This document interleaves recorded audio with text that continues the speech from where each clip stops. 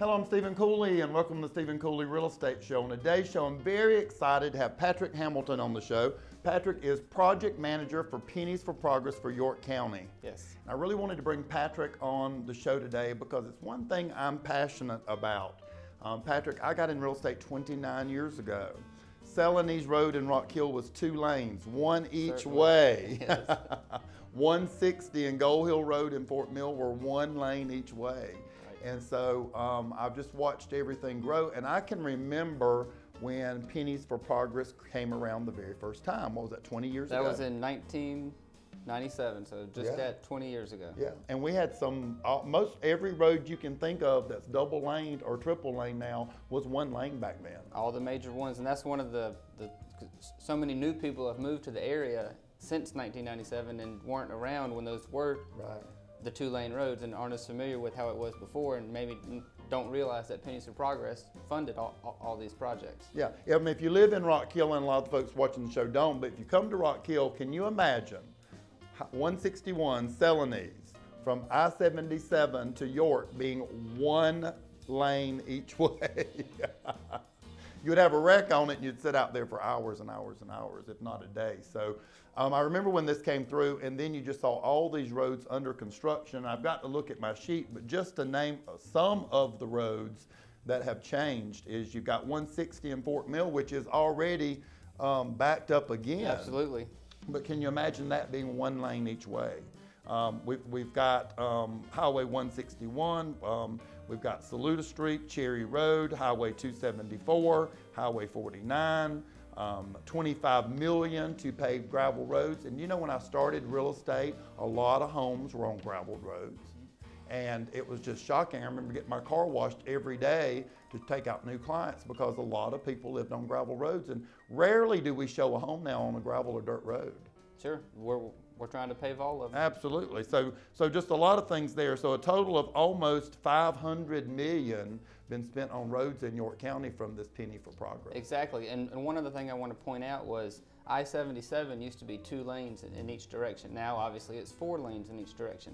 Well, Pennies for Progress didn't pay for that directly, but once Pennies 1 was approved in 1997, the county submitted a grant application to the state of South Carolina, the State Infrastructure Bank, and was awarded $178 million. And part of that money went to widen I-77 from just south of Rock Hill all the way to the state line, from 2 lanes to 4 lanes in each direction. So if you travel up that way in the mornings now, it gets backed up almost every morning. Yes, it does. And so imagine if that was a 2-lane interstate. I remember when it was 2 lanes each way.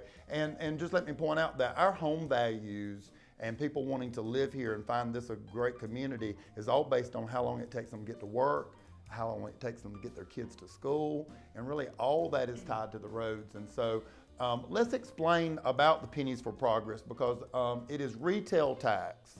And so a lot of people from, if you think about this, people who come here and visit are paying for our roads. It's just not us locally, but when we have all these events here in York County, from Come See Me to all these things, all these out-of-towners who are buying things are helping us pay for our roads. Certainly. So it's a 1% sales tax on all goods and services in the county. So if you go out to eat, if you go to the movies, go to Walmart, go to Home Depot, 1% of your total bill contributes to 1 penny on the dollar. That's right.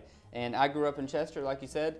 I came to Rock Hill to do everything, go shopping, go out to eat. So a lot of people from Chester, Lancaster County, Union County are coming into Rock Hill or Fort Mill area to do shopping and contributing to our projects. Right. And so this vote comes up every 7 years, and it's up for its 4th time. Tell us when the vote is.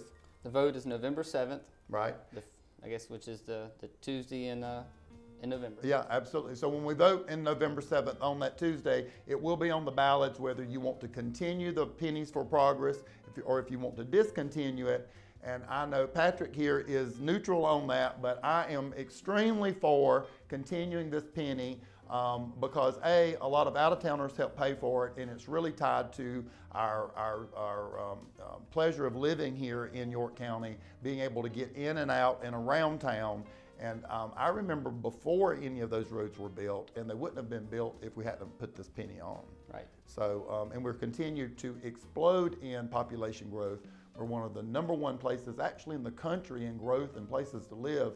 And we've got to get these people, especially without subways and transportation that a lot of Mass big cities transit, have, yeah. mass transit, we've got to have the road systems for cars and trucks and things like that to get in and out of our city. Right. And like you said, this is a continuation of an existing tax that's been in place for 20 years. Yeah. And this referendum, Pennies 4, is the largest of all of them at $278 million. Absolutely. And I really love taxes that are based on what I spend versus on what I make. So, Certainly. so it's a great tax there. And again, that is the Tuesday that we vote in November, and it will be on the ballot whether you want to continue the referendum for Pennies for Progress or not. And I'm certainly for continuing it. And of course, everybody can make their own decisions there. And if anybody wants some more information about which projects are on the Pennies 4 or any of the current projects, our website, penniesforprogress.net, has some interactive maps on there. You can get status updates on all the projects. So specifically for the Pennies 4 projects, you can go on there and click on those projects and figure out how much each of them are going to cost, where they begin and end. Is it a 5-lane? Is it a 3-lane? So there's some good information on there.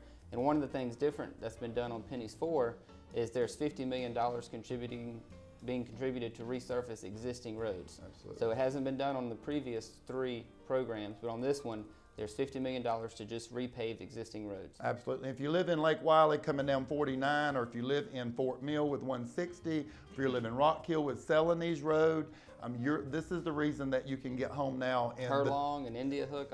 Yeah, these are all the those are reasons you included can as get well. home now, and it's not a single lane road. So again, I'm voting to continue it.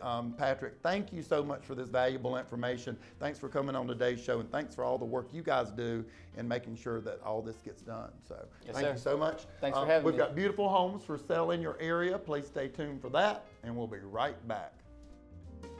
I hope you've enjoyed watching the Stephen Cooley Real Estate Show. If you're interested in advertising your business on the program, please give us a call at 803-326-2777. Join us next week for more discussions on real estate topics and help in finding your perfect home. Thanks for watching.